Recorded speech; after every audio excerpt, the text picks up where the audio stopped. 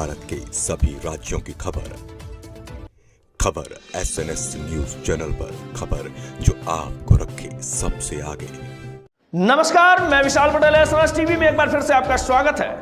आइए रुक करते हैं कुछ खास खबरों की ओर और दिखाते हैं SNS टीवी की यह खास रिपोर्ट। तुमसर तहसील के सिहोरा ग्राम पंचायत के सामने आज तारीख 199/2024 गुरुवार समय 11:30 बजे से आमरण अनशन शुरू किया गया। इसमें अनशनकारी ने अपनी मांग में कहा है कि फर्जी दस्तावेज दिखाकर शासन की दिशा भूल करके शासन को चूना लगाया गया है, जिसकी लिखित जानकारी वरिष्ठ अधिकारी को 2 महीने पहले दी गई। वरिष्ठ अधिकारी ने दोषियों पर कार्रवाई करने की बात कही, किंतु दोषियों पर कार्रवाई नहीं होने से अनशन का रास्ता अपनाना पड़ा है।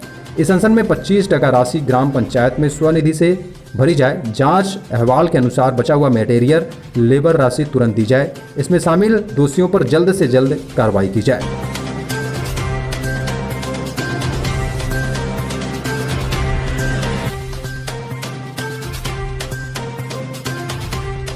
मी सुशील फुलचंद कुंभारे सिहोरा गावाच्या माजी ग्रामपंचायत सदस्य। मागील काही महिन्यापासून आम्ही शासनाला निवेदन देत होतो। त्यामध्ये निवेदनामध्ये शासनाने चौकशी लावली गाळे बांधकामाविषयी व त्या गाळे बांधकामामध्ये जे दोषी व्यक्ती आढळून आलेले आहेत त्या व्यक्तीवर आजपर्यंत काही कारवाई झालेली नाही आहे आणि त्याच्यावर कोणताही गुन्हा नोंद झालेला नाही आहे।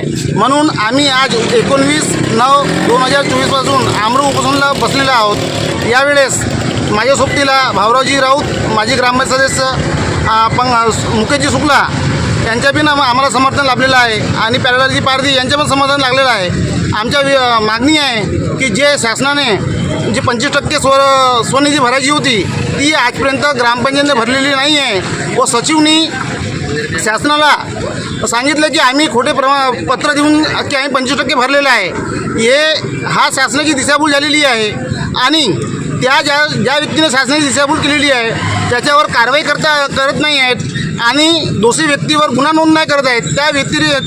त्याविषयी आम्ही आज ग्रामपंचायतच्या समोर उपोषणाला बसलेलो आहे। आमची मागण्या आहेत की 25% रक्कम हे लेबर पेमेंट आणि मटेरियल पेमेंट यांना त्वरित देण्यात यावा। लेबर आणि मटेरियल पेमेंटचा त्वरित वाटप व्हावा, त्यांना मिळावा व गावाचे जे गाळे बांधकाम झालेले आहेत ते सिहोराकरांना मिळावा, हे आमची मागण्या आहेत। म्हणून आम्ही शासनाच्या विरोधामध्ये आज उपोषणावर बसलेलो आहोत।